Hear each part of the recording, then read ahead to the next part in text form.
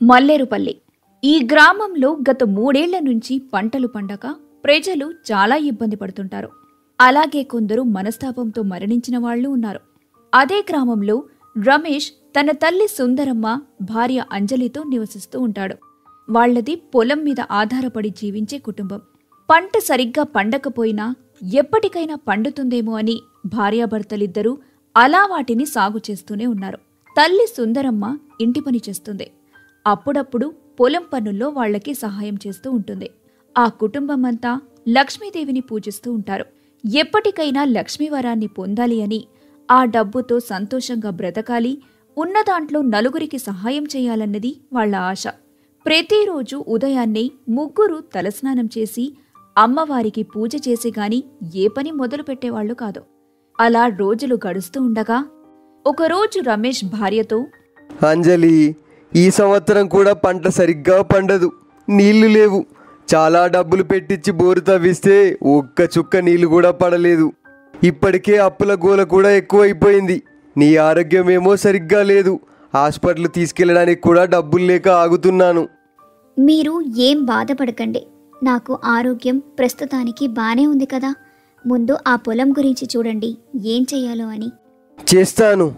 ఏం చేసినా గొప్ప పని మాత్రం చేస్తాను అని అంటాడు. ఆ రోజు పొలంలోనే ఈ అప్పుల బాధలు తట్టుకోలేననుకుని పురుగుల మందు తాగి మరణిస్తాడు. దాన్ని తెలుసుకొని భార్య, తల్లి ఇద్దరూ బోరున ఏడుస్తారు. రమేష్ చనిపోయిన తర్వాత అతని భార్య ఒక్కతే పొలం పనులు చూసుకుంటూ ఉంటుంది. దాన్ని చూసి అత్తగారు కోడలు ఒక్కతే కష్టపడుతుందని భావించి ఆమెకు పొలం పనుల్లో సహాయం చేయడం మొదలు పెడుతుంది. అలా అత్తా కోడళ్ళు ఇద్దరూ కూడా కష్టపడి పొలం సాగు చేస్తారు. కాని ఎలాంటి ఉపయోగం ఉండదు. ఆ విషయం గురించి వాళ్ళిద్దరూ ఎంతగానో బాధపడుతూ ఉంటారు. ఒకరోజు అత్తగారు కోడలితో, అమ్మా అంజలి, నేను ఒక మాట చెప్తాను, గుర్తుపెట్టుకో. ఇప్పుడున్న కష్టాలు ఎప్పటికీ ఉండవు. ఏదో ఒక రోజు మనకి కూడా మంచి రోజులొస్తాయి. దైవం మీద భారం వేసి ముందుకు నడవడమే కాని నీ భర్త చేసినట్టు ఎలాంటి పిచ్చి పని మాత్రం చేయొద్దు. అంజలి భయపడుతూ, అదేంటత్తయ్యా, ఎప్పుడూ లేనిది ఇలా మాట్లాడుతున్నారు? ఏం లేదంజలి, చెప్పాలనిపించింది కాబట్టి చెబుతున్నాను. భగవంతుని మీద నమ్మకం పెట్టుకో అని ధైర్యం చెబుతుంది. ఆ మరుసటి రోజు ఉదయానికి అత్తగారు మరణిస్తుంది. అంజలి ఒంటరిగా మిగిలిపోతుంది. తను చీకటి ఇంట్లో ఏడుస్తూ, అమ్మా, నువ్వు ఆరోగ్యాన్నిస్తావు, ధనాన్ని ఇస్తావని నిన్ను నేను మొక్కలేదు. నాకు తల్లి లేదు, అన్నీ నువ్వే అవుతావని నిన్ను మొక్కాను. ఈ ఒంటరితనం చూసి నాకు చాలా భయంగా ఉందమ్మా. మా అత్తగారు ఎప్పుడూ చెబుతూ ఉండేది, కష్టం వచ్చినప్పుడు భగవంతుణ్ణి తలుచుకో అని. నేను నిన్ను తలుచుకుంటూనే ఉన్నాను. అయినప్పటికీ నాకు చాలా భయంగా ఉంది. అలా కోడలు లక్ష్మీ అమ్మవారిని తలుచుకుంటుంది. వెంటనే అక్కడ ఒక్కసారిగా లక్ష్మీదేవి ప్రత్యక్షమవుతుంది. అంజలి అమ్మవారిని చూసి చాలా సంతోషపడుతుంది. అమ్మా, నువ్వొస్తావని నాకు తెలుసు. ఆపదలో ఉన్నవాళ్లకి నువ్వే రక్షగా ఉంటావని నాకు తెలుసమ్మా. నా తల్లివి నువ్వే కాబట్టి నన్ను రక్షించేది నువ్వే. అందుకే నీ అన్ని రూపాలకి నేను పూజ చేస్తూనే ఉంటాను. ధైర్యలక్ష్మి, అభయలక్ష్మి, సంతానలక్ష్మి, ధనలక్ష్మి, ఆ ఒక్కటేంటమ్మా, అన్ని రూపాల్లో నేను నిన్ను పూజిస్తూనే ఉన్నాను అంటూ ఏడుస్తుంది. ఇక నుంచి నేను నీతోనే ఉంటాను. ఇప్పుడు నేను ఇక్కడికొచ్చింది నీకు సహాయం చేయడానికి. ఆ మాట వినగానే అంజలి మరింత సంతోషపడుతూ, అయితే నువ్వు నాతోనే ఉండు, ఇంకెప్పుడు నన్ను వదిలిపెట్టి వెళ్ళొద్దు.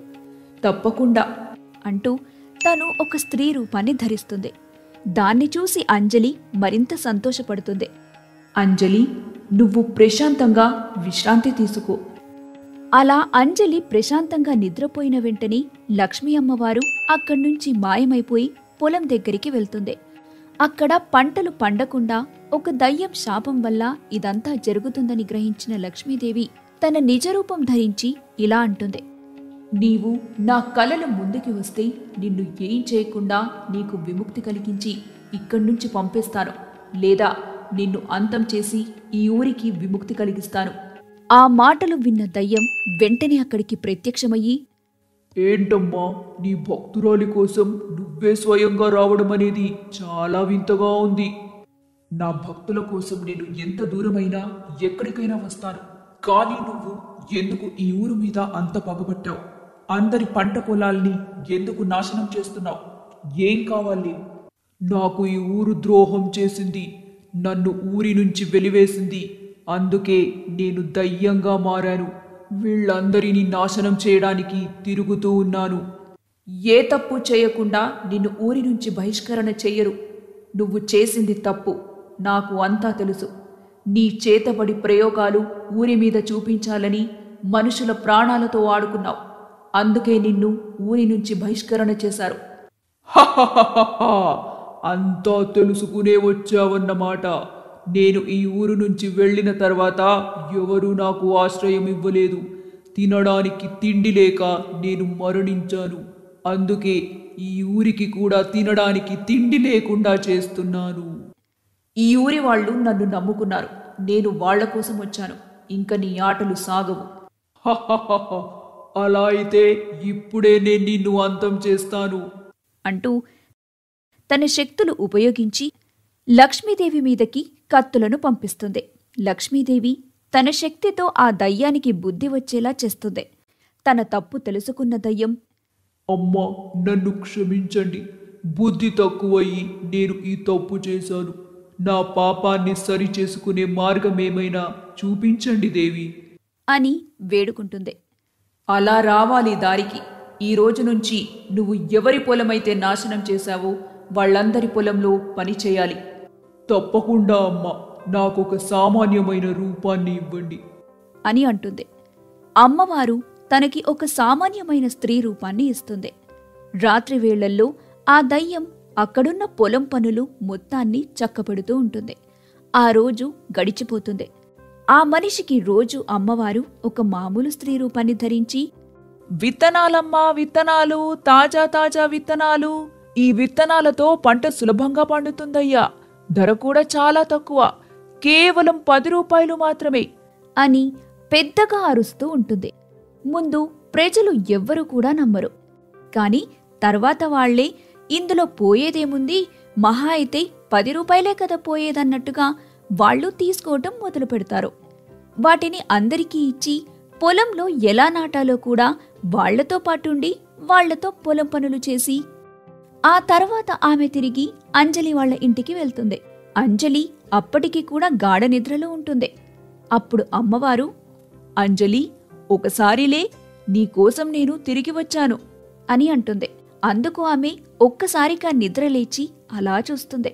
ఎదురుగా మనిషి రూపంలో ఉన్న ఆమెను చూసి, ఎవరమ్మా నువ్వు అని అడుగుతుంది.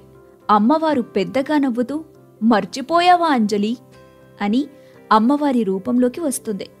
అప్పుడు అంజలికి జరిగిందంతా గుర్తుకొచ్చి ఆమె చాలా సంతోషపడుతూ అమ్మవారికి చేతులెత్తి నమస్కారం చేస్తుంది. అమ్మవారు అంజలికి తాను చేసిందంతా చెబుతుంది. దాన్ని విన్న అంజలి, ఇక ఊరికి మంచి రోజులు వస్తాయి. అయితే ఆ దయ్యం కూడా పాపం కష్టపడుతుందన్నమాట. అవునంజలి, నెల రోజుల్లో అందరి చేతికి పంట వస్తుంది కదా. అప్పుడు ఆ దయ్యానికి విముక్తి కలిగి ఈ లోకాన్ని వదిలిపెట్టి వెళ్ళిపోతుంది. ప్రస్తుతం నేను నీతోనే ఉంటాను.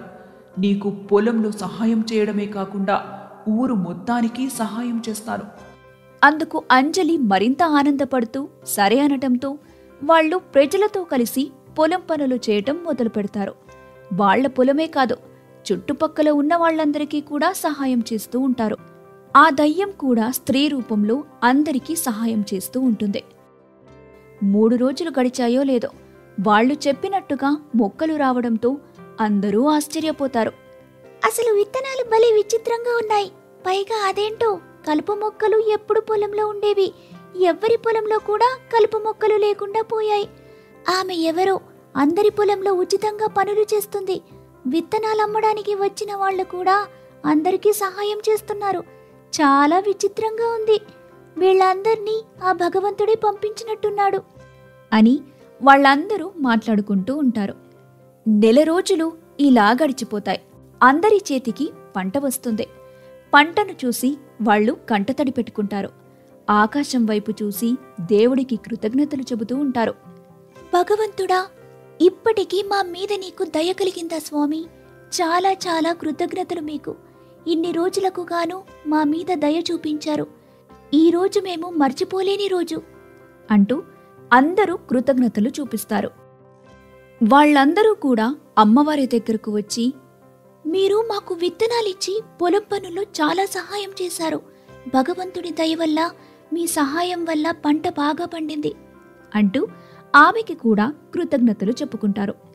తరువాత స్త్రీ రూపంలో ఉన్న దయ్యానికి కూడా చాలా చాలా కృతజ్ఞతలు చెప్పుకుంటారు.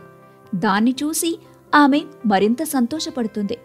అందరూ ఆనందపడుతున్న సమయంలో అమ్మవారు అక్కడ్నుంచి మాయమైపోతుంది. దాన్ని చూసి అంజలి కొంచెం కంగారు పడుతుంది. అప్పుడు ఆమెకు స్వరం వినబడుతుంది. అంజలి, నేను మళ్ళీ నీకోసం తప్పకుండా తిరిగి వస్తాను.